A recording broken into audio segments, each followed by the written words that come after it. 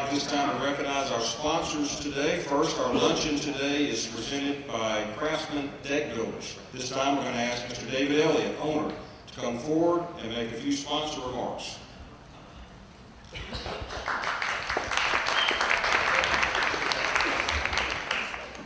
How's everybody doing? Good. Lunch is good. Thank you guys. The tacos are amazing. We appreciate it. I just want to say thank you to the Chamber for putting this together every month. Thank you to Grace Monroe for allowing us to be out here and join together in a nice, safe space. And thank you for all the members and all the guests for coming up here. So it's quite amazing that tonight, or this afternoon's sponsorship is about safety. It's actually the safety month for decks. And if you didn't catch that, I'm David Elliott with Craftsman Deck Builders. Been a master craftsman for 19 years now. But it's not about me, because it's about our clients, and it's about the community that we reach out to, and it's about our mission and what we do. The other day I was going through some old paperwork, and I found that when I first started my business down in 2005 down in Florida, that I had come up with a tagline, if you will, of how I wanted to present myself to the community that I was at in Florida. And that tagline was, "When only the best will do." And on our business cards now, with my new company here for 3 years, it's still, "When only the best will do." And I found my original deck that I had built in 2005, and it was done so well that it was in the newspaper, and we used it for our advertising when we started back there. But the reason why they're so good and why we stand out is because we care. And I think when you talk about safety in the workplace and safety on a deck, it's because you care about the people that work with you, and you care about your family, and you care about the safety when you're having parties out on your deck, or when you are inviting people over for the holidays. So sure, we're a TimberTech Pro. All the samples on the table there, they're from TimberTech. One of their safety things this month is some of their deck boards are made out of PVC.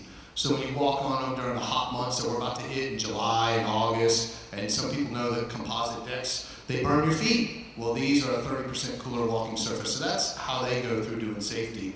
But recently I realized that there's about 30 million decks around the United States that have lived past their life, and they need to be changed out.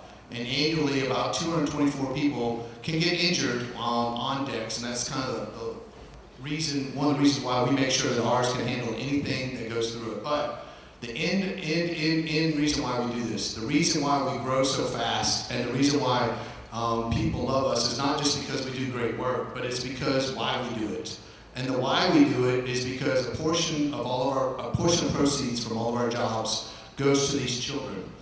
We support an organization that rescues children from human trafficking and catches the perpetrators. So they've been doing it for quite a long time, and so that is our why, is when it's hard to get up and it's rainy and you're working 14-hour days, it's not because I want to get a fancy boat or go on a fancy vacation, but it's for these kids. Every single day that it's tough, I think about how they've been taken from their families, and every one of us can be a part of that, because every time you hire us to build a deck or an overhead structure or a louvered roof or a pergola, then that's all portions of that proceeds are going to go to the children. So it's not about me, it's about the kids. Even though we're up here as a sponsorship, if anybody has any questions about any decking or structures of that sort, please reach out to us later on afterwards. But thank you.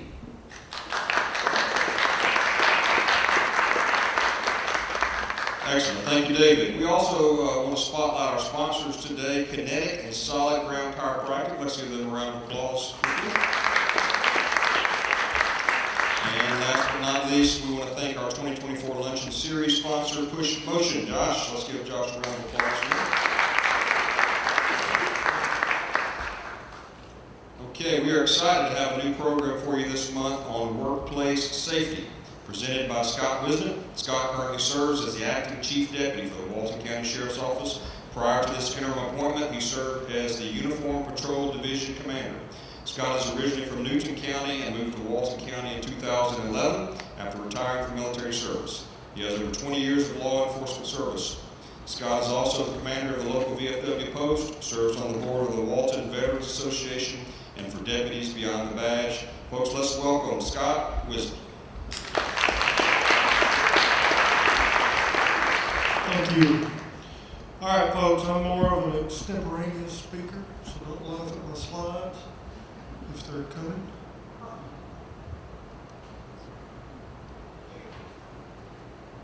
Terry originally asked me to sing. I'm not going to do that. So, workplace safety, we're not going to talk about OSHA and all of that stuff. You folks are more well-versed in that than I am anyway. We're going to talk about security in the workplace at the local level here, whether you're a large business or whether you're a home-based business. And the main two key points we're going to discuss are your employee issues, we don't have those, right, and physical security. And I'll be glad to take questions as I go. I move around a lot, so forgive me for that slide.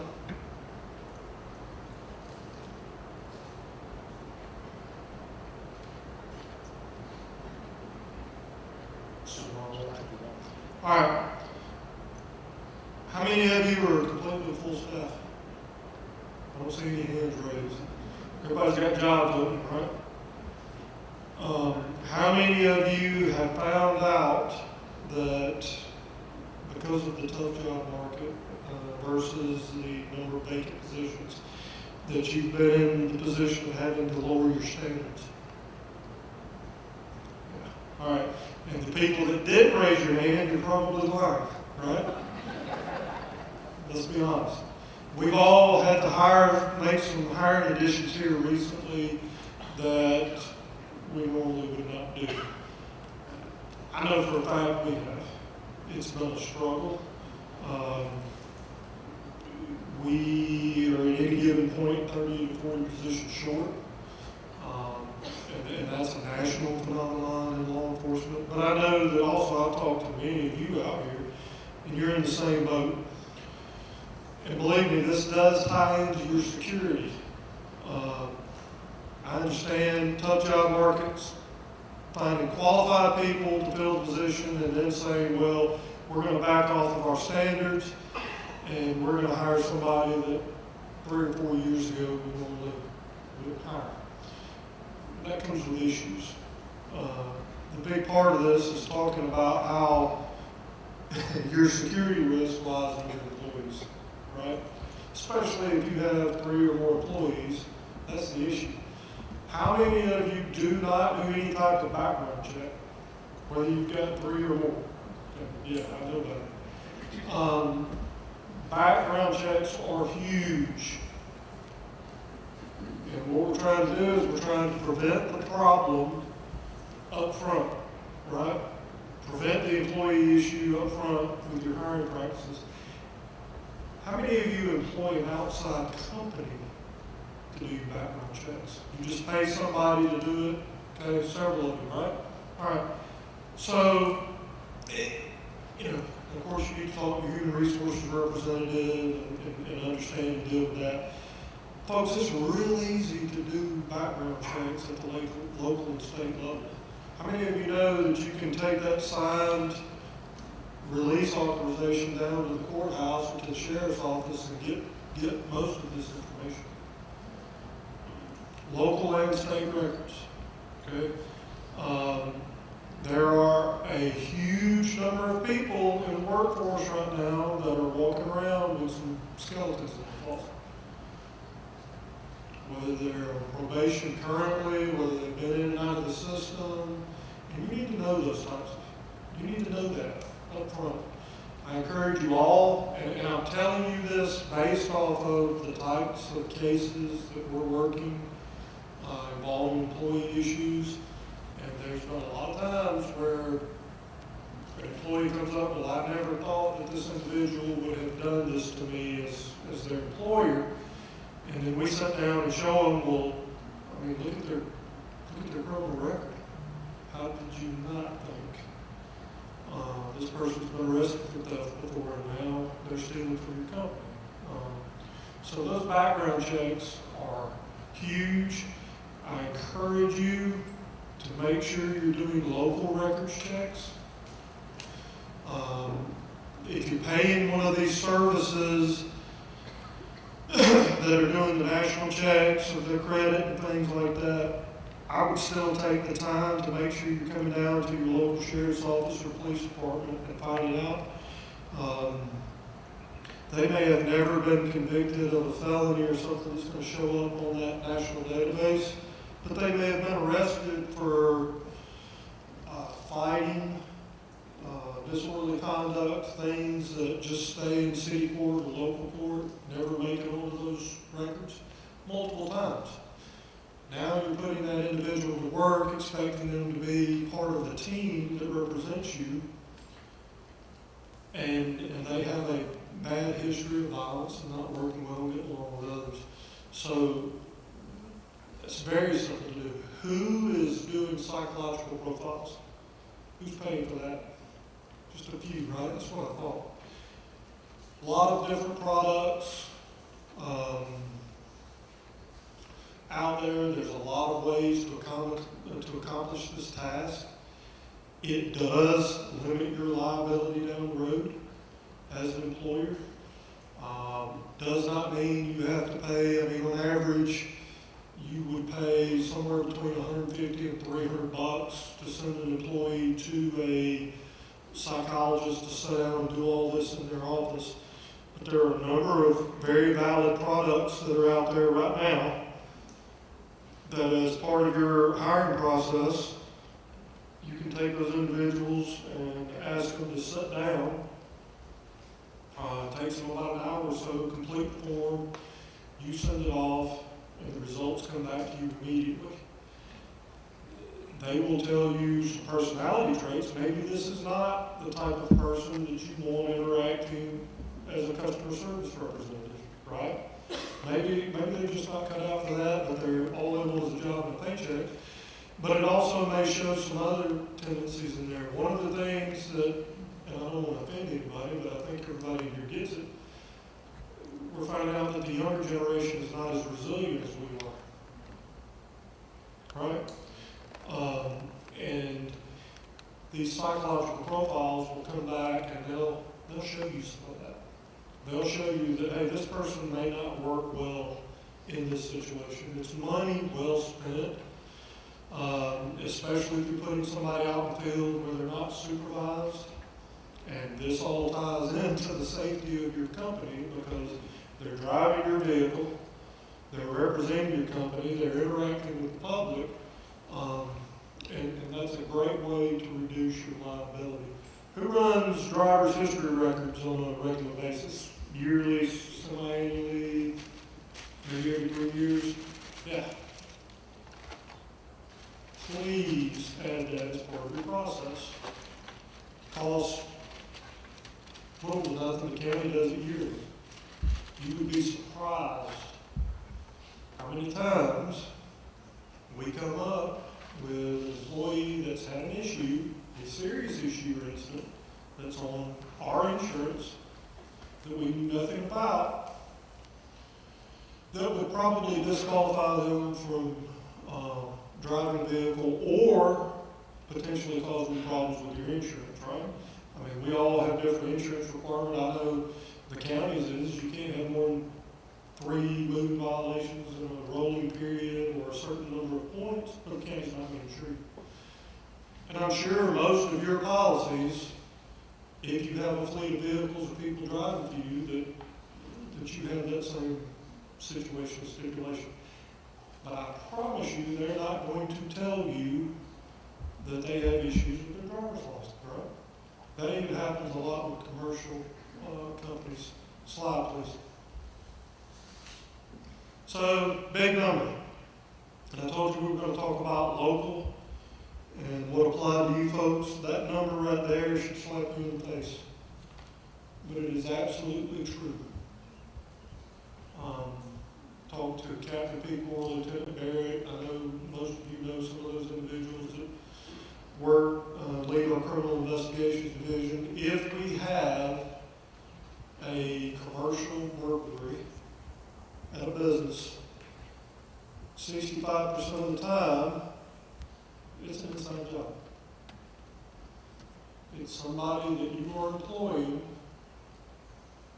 that you give access to your business, that may have keys, alarm codes, and things like that, or somebody that you've recently terminated, or a subcontractor that's doing business for you that you've allowed into your business. That's where your thefts come from. 35% of the time, your employees are committing your other thefts. Now, of course, in the retail sector, I mean, we get it, shoplifting because that's it, right? But those are staggering numbers. And it all leads to, if you're going to employ more than one or two individuals, you've got to kind of get a mindset that you need to monitor these folks' activities, keep an eye on them, trust that they're doing their job, but verify that. Trust that they're not taking advantage of your good nature, but verify that. Put some means in place where you can monitor that. That's a huge one.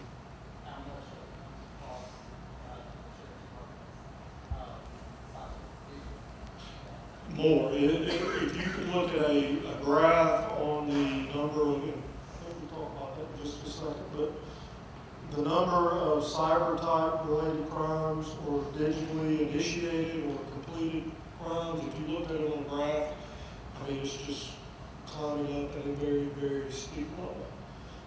I wish I could tell you what to do about IT stuff, but I'm not that guy.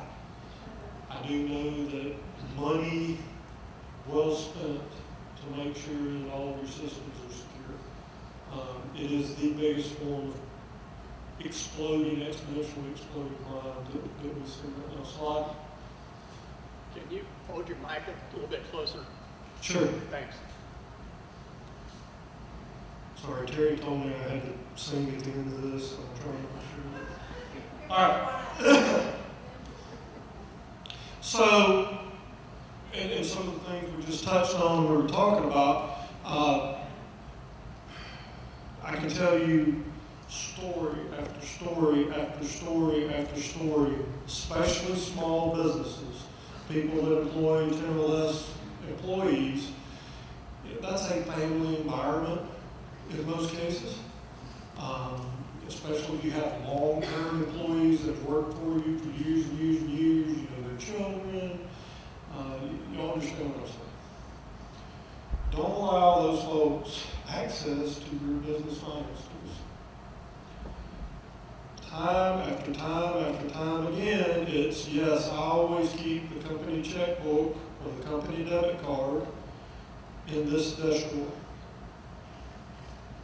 And the employees know, because it's a small business and everybody's, used to the runnings of the company, and then one day, you get a note from the bank or somebody calls you and you find out that, well, you no longer have money in your account. Or you find out that 4 or 5 checks have been taken and uttered under that account. That is extremely common. And again, that's part of that 65% of burglaries, 35% of internal thefts. That's very common. Most of us are good-hearted people, and we want to trust the people that are working for us, but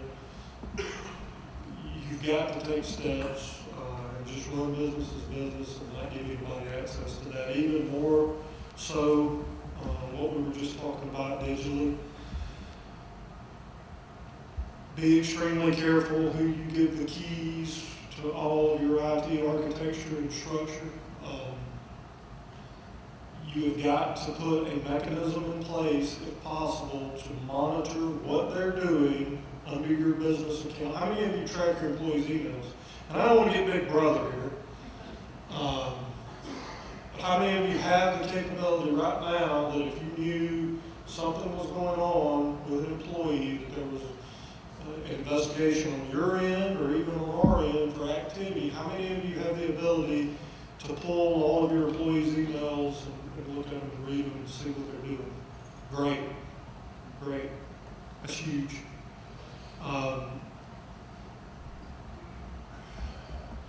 Can't put the horse back in the barn, but if you can kind of head off problems and do spot checks,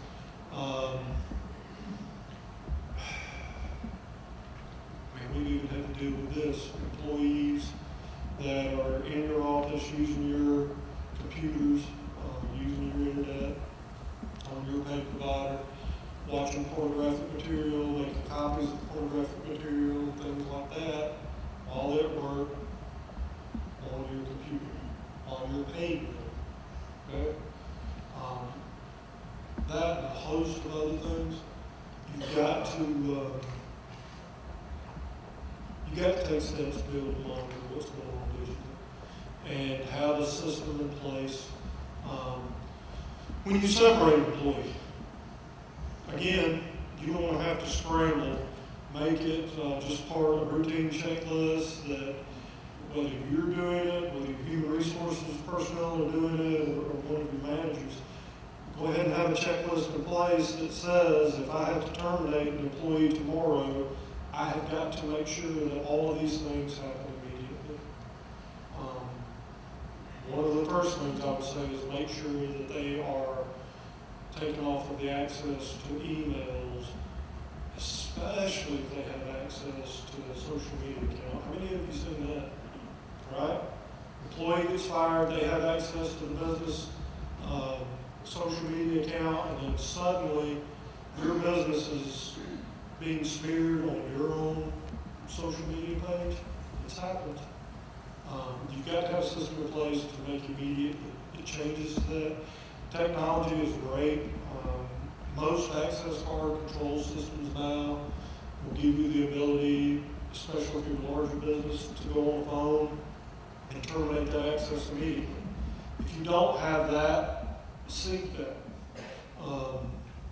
Some of us still use old-fashioned digital control pads and things. Have a system in place where somebody that is knowledgeable can immediately go change those codes. A lot of times human resources is iffy on this, but you need to be able to tell your other employees what's going on too, right? If you're going to terminate somebody, regardless of the situation, how sensitive it may be, the other employees need to know. That way, the next day when that individual shows up to work to do something nefarious because they think they're going to get away with it, everybody knows. So there's no surprise they can't get in the building and do something. Terminating that digital access is important. And again, another little stat for you right there is almost 40% of your financial fraud in businesses is committed by your own employees. Again, they have access to that bank account, digital information, or they have access to physical documents, your checkbook or account statements for account numbers, or even debit and credit cards. Very big issue. It's life. All right. Kind of changing gears, talking about employees. And I'm looking across the room. I know we've done it for a number of you in here. How many of you have a clear written policy concerning violence in the workplace?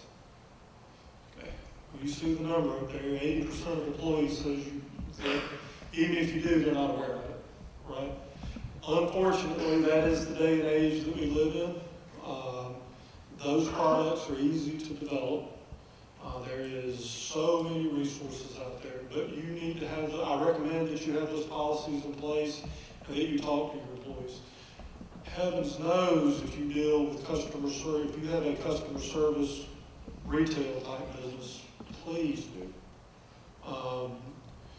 The bigger parts of that is addressing not only their interactions with other employees, but also how you expect them to act and interact with the public, kind of two different sides. This has gotten a lot of attention because of everything you all see in the news. Talking about the active attack, they don't say active shooter anymore, they say active attack events. We do that training for a number of businesses. We've done it for churches, businesses, civic groups. We'll be glad to partner with you with your business if you want to talk about that. We won't write your policies for you on what they should do, but we can give you a lot of good recommendations. The active shooter, active attack stuff is not going away. I mean, every day you see it in the news, and normally that's going to be committed by a disgruntled employee or somebody with ties to that. a lot of training. It's human resources folks are very good at this. They get it. There are a lot of quick training products you can do in 15, 20 minutes to educate your employees on the signs of when somebody's going off the rails, when somebody may be in crisis, when they may need some help, or when they may need to trigger a next level, a tier 2 type action by management or human resources. It's pretty much common sense, but again, some people, especially if they're a younger generation, they don't understand. Key to that, though, is you can explain to your employees, hey, if you see a coworker coming in every day and they seem disgruntled, unhappy, if they're telling you they're having a lot of issues in their lives or any of the key warning signs, they need to know what to do. And that seems to be the part that a lot of companies are failing at when we read these big after-action reviews on workplace violence. They need to have a clear process to report. I am seeing this activity that you have told me is a warning sign. Who do I report it to and how? And of course, human resources is heavily involved in that to make sure that we're protecting everybody's involved with interest. Very clear reporting procedures. Another partner to help you in that is going to be your employee assistance programs. If you don't have one, look into it. Look into the ability to be able to refer somebody. There are some great counselors here just in the road, along and certainly in the Loganville area. Have a method to help those employees that you've identified maybe an issue to help them on the appropriate level. The conflict resolution training, we already talked about that as part of it. That's a must, along with those reporting procedures. What does a retail counter employee do? What is their next steps if they're dealing with that customer who has now become violent or made threats? What is it as an employer? What are you telling them they need to do? Don't let them come up with that answer on their own because it may cost you some money liability-wise. Okay? Slide, please. All right. We'll jump over for the last few minutes here into physical security and just talk. This is the easy part of it. I'll say this, I say it all the time. Money is not the answer. You can throw money at this problem all day long. It's still not going to give you a magic shell bubble around your business, whether it's home-based or a large commercial property. But we often think of physical security when we talk to people and deal with them after the fact, that they've had a burglary or some other incident. They think about physical security as being a nighttime problem or a problem when the business is not open. I would say even more so, you need to be worried about the security of your business while it is open.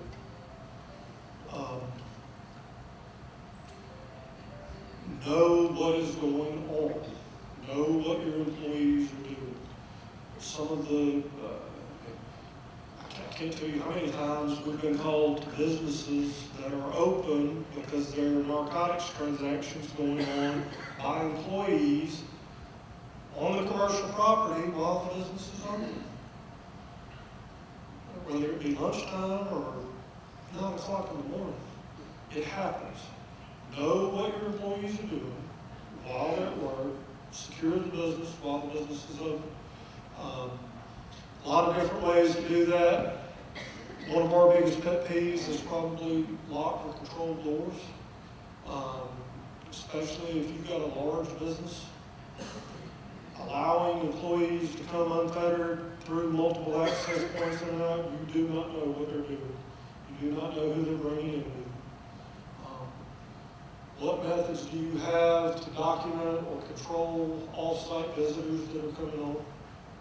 It used to be very common back 15 years ago that employees would bring a friend or a family member or something into the business for lunch. And we don't do that anymore, right? We can't. But you've got to document those people. You need to badge them. You need to train your employees on what to do when they see somebody that's on the business site that's not supposed to be there. Happens a lot. Especially the larger footprint business you have. Slide, please. All right. Cameras are not just for customer service areas. They should be watching what your employees are doing. Doers do what checkers check, right? That's very true. Employees gripe, and they will say, "Oh, I feel like you're spying on me," and then they'll get over it. Because they'll forget that the camera's reading them. We do it for our children in school. Dr. Franklin has got cameras over daggone everything in all of these schools, right? It's the modern world. We do it at the sheriff's office. I can't tell you, I've lost count of how many cameras we're putting into the new facility. Not only to watch inmates and the public, but to figure out what our employees are doing. Because that's your highest liability area, that's your biggest security risk. Especially if you're a larger business. Your security risk is the people you're hiring and paying to work for you. Not so much the people from the outside coming to. So make sure that we're watching what our employees are doing. A lot of liability going on with vehicle attacks and things like that. Fences are great, bollards are great. I will say on that, you've got to check them. If you have a medium to large size business, when's the last time you or somebody you trust has got out and walked around the fence line? There are a lot of businesses here in Walton County that we get out. Our folks get out at night when they're doing business checks and walk around and there's holes all in the fence that a human being can go in and out of. So you've got to do maintenance. All right, alarms. How many of you have an alarm on your house? How many of you have that alarm on right now? Tell the truth. Wow. Most people buy an alarm system, put it in their house, and never use it. Same thing for businesses. If they do, it doesn't work. How many of you have got called by us at 1 or 2 or 3 o'clock in the morning and said your alarm's going off? Okay? Keep that information updated. The first thing that will happen when we get a business alarm is report it to the 911 center. Before a deputy even gets dispatched, somebody is trying to call that business owner. We can't do that if your alarm company doesn't have that updated current information. Alarms are critical. They work very well. They do a great job of getting us there. But I also recommend that you talk to your employees and install, these panic alarms. Going along with workplace violence issues, active attack issues, those types of alarms. A lot of businesses have gone to them. They work very well. But it all comes down to maintenance on the alarms to make sure they're doing what you're paid for, and that alarm monitoring company has updated contact information. Lights around the perimeter of your business are huge. Roaches do not like to stay in the light. Okay? Now we're getting into the nighttime stuff. Good perimeter lighting. Let me tell you what happens when a deputy rides by your business or your home at night and they're doing a business check. They have their windows rolled down, if they're better, so that they can hear. They've got the radios turned down a little bit, and they're using their eyes to see what is out of place, if anything. Okay? Mainly what they're looking for is doors and windows. If they can see that easily, it makes it a little bit easier for them to do their job. But it also deters. People do not want to pull in your business parking lot if it's well lit and conduct a narcotics transaction or any other bad things. A good light barrier gives off the impression that everything's clearly monitored. Routine inspections on all of that. Who's heard of flock cameras? Okay, yep, a number of you. All right, this is a big thing, and I will say flock because it is what we use here in the county. I can tell you where Randy Garrett is at most of the times of the day. I track him on Flock, going back and forth from Good Hope to Monroe. His wife calls me once in a while. They're great. Flock is not the only business in the game. Basically, it's licensed tracking software, and it's not a video, it's a picture. License, what am I trying to say? License reader, like LPR, license plate reader. Those products are commercially available to use as a business owner or as a HOA in a neighborhood. Video cameras of themselves, that technology is so much better than it used to be. The key to these technologies, though, is that somebody has to be monitoring them, or when they get alerted. They're very good for securing your business at night. We get calls. Today, before I came in here, we were up to 3 people.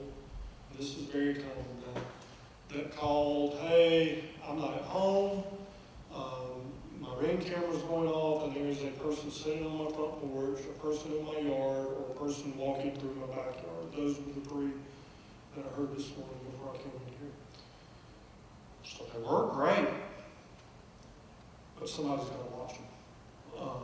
And the same when you're securing your business, somebody has to be alerted to that at night. Otherwise, I will tell you that just having a video camera up for video camera's sake, the only thing it's doing is helping us solve the crime after it's happened. Does that make sense? And we love it, don't get me wrong, but that's the truth of it. The video camera in and of itself is not a deterrent.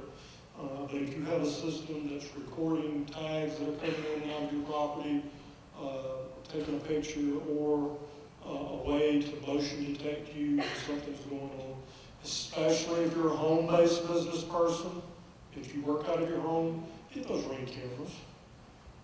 Burglaries in residences occur in the daytime, not at night. So if you're a home-based business person and you're there all the time, get something where you know somebody's moving around in your property, because that's when you're most at risk. Slide. All right, so Terry's going to come up here and close out. I'll entertain for a few minutes any quick questions or comments, but before I do, I wanted to bring up, trying to push this out. We started a nonprofit about a year and a half ago. It's called Deputies Beyond the Badge. The reason is we want to be able to take care of ourselves.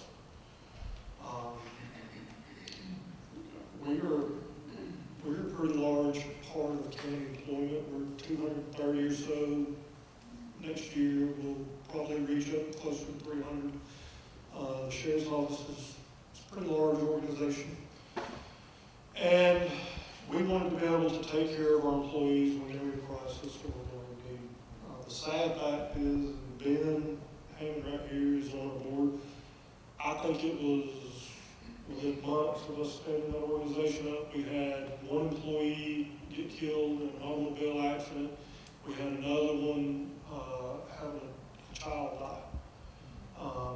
And we wanted to be able to do some things to financially help the families and also some other things to appreciate our employees. So you'll see us out in the community sometimes.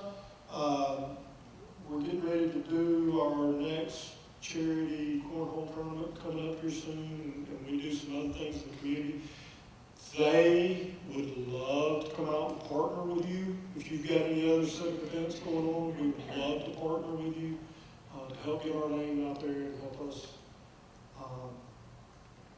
help you. Questions I can answer in general? Anything? Anybody have questions for Scott? Okay, I'll go back and say this. Home-based business break-ins? Yes. Anytime, are they mostly just what's on property outside, or do you know a ratio actually breaking into?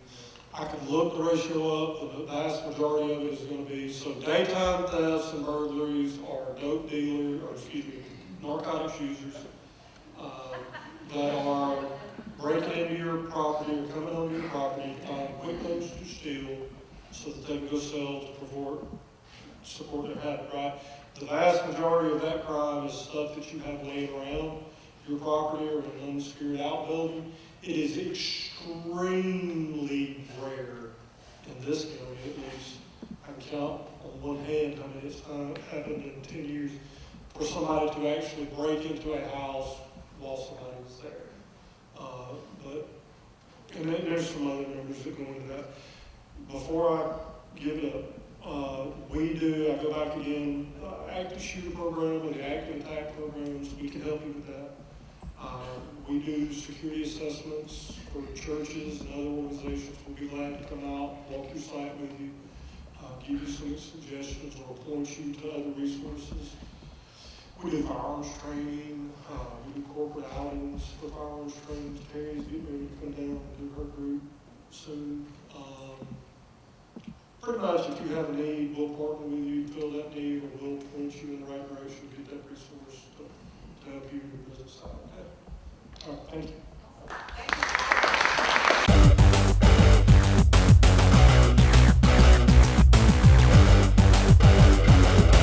Hi, I'm Jody Johnson, and I'm here with another recreation report. It's getting close to the summertime, which means our splash pad, which is hugely popular throughout Walton County, is going to open up on the 14th of May, which is coming up right as this is airing. So on the 14th, we'll open up.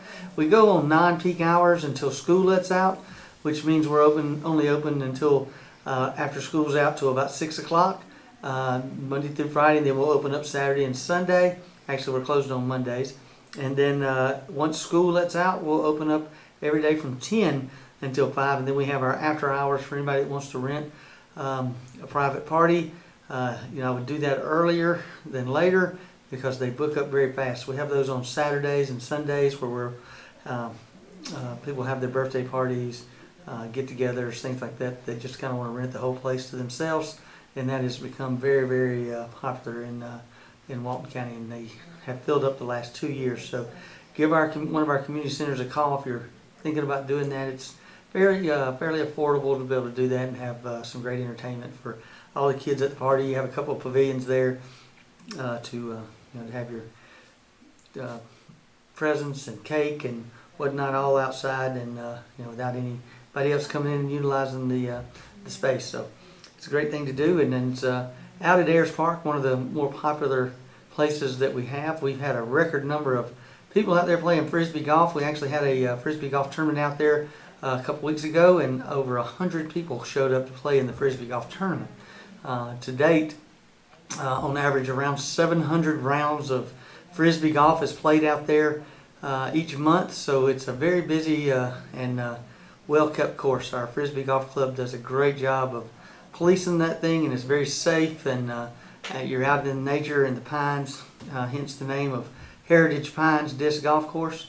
And there's solid surface concrete disc pads, so there's no wash area, so a very good place to play, and it's very well marked. So if you're a first-time player, you can go out, and I'm sure there's somebody out there that will teach you the ropes of the course, and it's well marked, so you don't really get lost out there of where the next tee pad is and how to play it. So it's a good place to go. Also, what's very popular out at Ayers Park is the pickleball.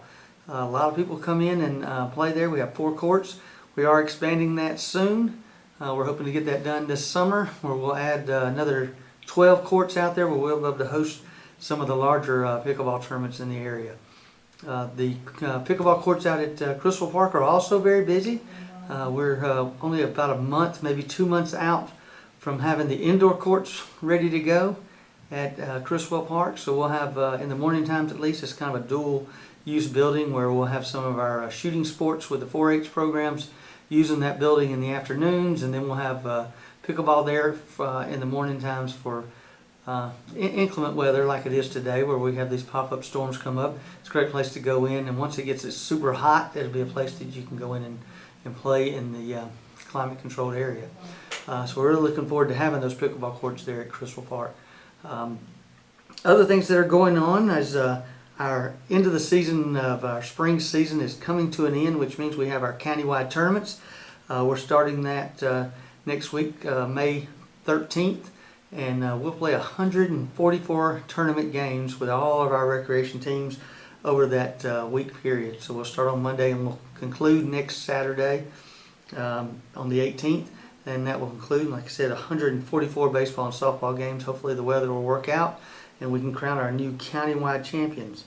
With that being said, our summer programs have already registered and teams placed. We have close to 400 girls that are playing our volleyball program.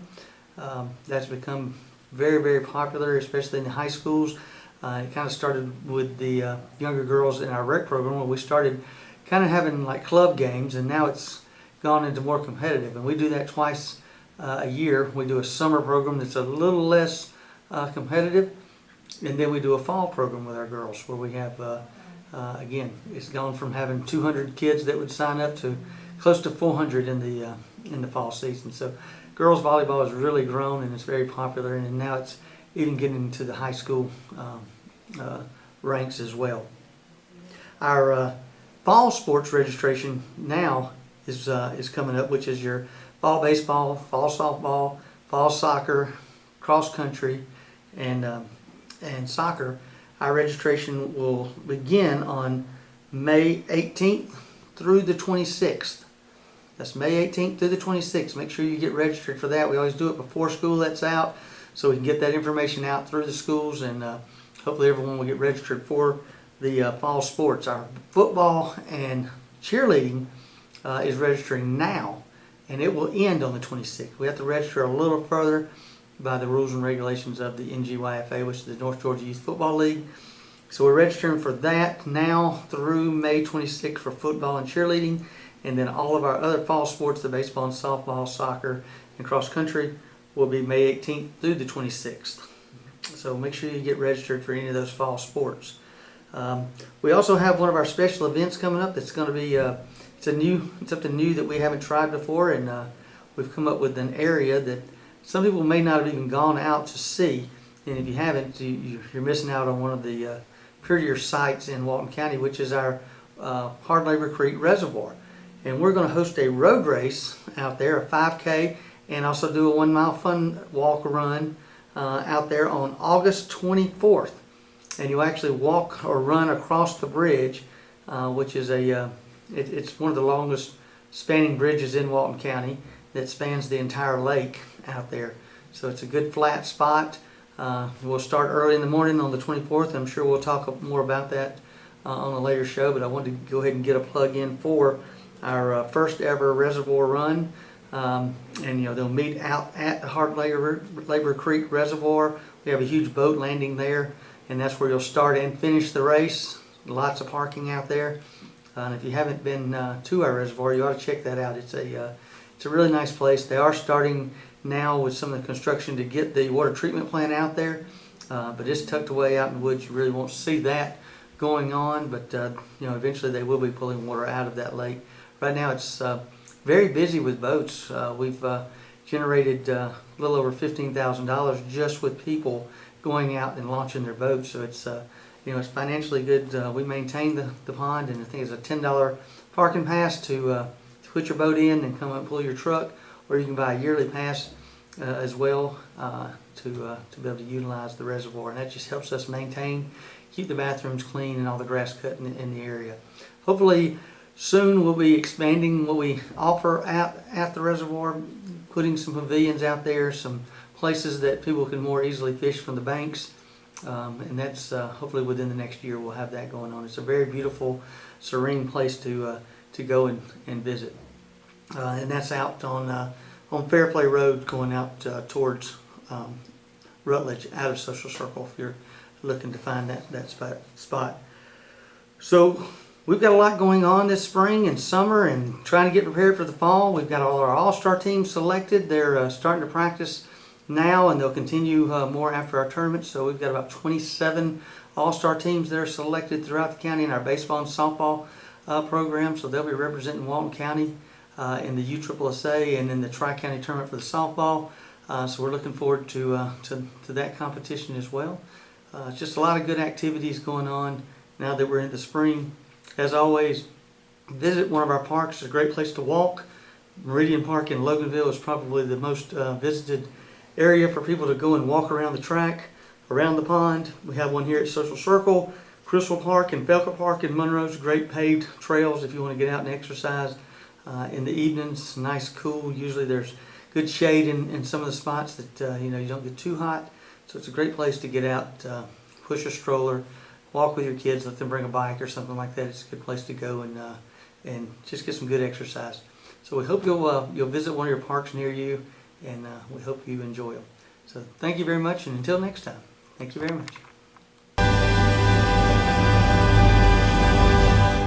Hi, welcome to Monroe Walton Center for the Arts.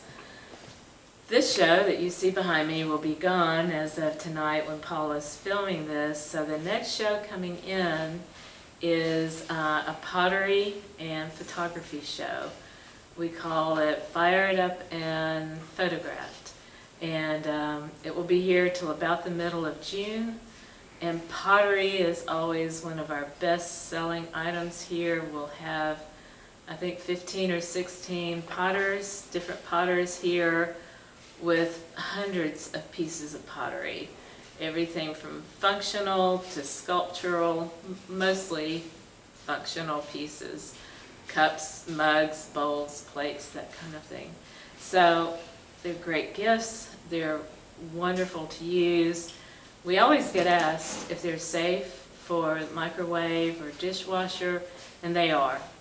They're, of course, food safe. The functional pieces are.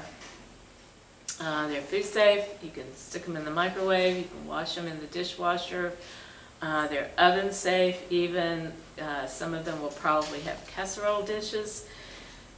Kind of a tip: if you do bake in the casserole dishes that are any pottery, not just ours, you start in a cold oven and then let it come up to temp, and you put everything in the oven, but you do start in a cold oven. And that's true of any pottery, but 100% food safe. Raku is different. It's its own animal, and you would not use that for food. It's not food safe. It's decorative and pretty, but any of the things that we say are functional pottery, i.e. the mugs, the bowls, the plates, etc., are 100% food safe. So you can give those gifts knowing that you're giving something handmade, made with love, not made in China, made by somebody that you may even know, somebody that you could certainly meet here if you hang out here long enough. Our potters are some of our most involved people here. Many of these are our adult potters that have been taking pottery from our pottery instructor, Rebecca, for many years, and so they've graduated into being in our shows, and they just want to show off their works. And then the other half of the show is photography. So if you love beautiful art photography, come in. Everything is for sale, and it's cash and carry, unlike some of our shows where the pieces have to stay in the show till the end of the show. With this show, it's a show and sale. You can take pieces home the day you buy them. The artists will be bringing in new pieces throughout the days of the show, weeks of the show. And so it's kind of an ever-evolving show. If you come in on week 1 and come in again a couple weeks later, you might see, well, you will see things that are completely different. So do come and support local artists. They work so hard to bring you things of beauty, things that frankly they are compelled to make, and so we do want to support them in all the ways that we can, and that practical way of buying pottery from them or photography is just a wonderful way to say I love you and I appreciate you. So please do that. I'm holding this wine glass because we have these hand-painted wine glasses. This is one of the more bold ones, but we have really, I thought this would photograph better, but we have really delicate ones. They're hand-painted by our artists and volunteers. This is kind of a fundraiser for us. And these are just $10. They are also dishwasher safe. They've been painted with a special paint, and then they've been baked in the oven. That was my only contribution. I am not an artist, but I did bake these in my oven at home. So it bakes the paint on. Of course, they're food safe, and they're just lovely. And we've got probably 80 to 100 of them, and they're $10 a piece. Make great gifts. They're just fun and lovely. You can get pieces that match. You can get pieces that kind of complement each other. So there's a wide range of designs, mostly floral, but come in and just come take a look and see what we have. Another thing I wanted to tell you about is we have kind of a off-campus show at the Row in Monroe, Georgia, in downtown. They have a private room in the back, and I think we've got 17 artists in the back there. You can come and see this show as well at the Row. It's all florals, and this show was it was juried by the staff and owners of the Row to reflect what they thought would be just lovely in that room together. It also is a show and sell. You can cash and carry, take things out. If you pick something out, everything in there is for sale. But we have 17 of our member artists on view. Their pieces, I think around 40 pieces at the Row. And you don't have to eat dinner there. They'd love you to eat lunch or dinner there, or pick up something in their deli. But if you want to just go in, tell them that you'd like to see the show, they'll direct you to that back dining room, and you can see that show as well. So in your treks into Monroe, we do invite you to see that show as well, and we really appreciate the Row and their support of us. And I wanted to give a shout out finally as well. You know, we had our two big events, the garden tour and our garden party 2 weekends ago now, and they were just fabulous. So thank you to all who came, all who supported, the businesses who supported us, the homeowners. We especially appreciate Sparrow Grove Manor, who hosted our party. So we'll probably do it again next year. So be looking out for that information in 2025.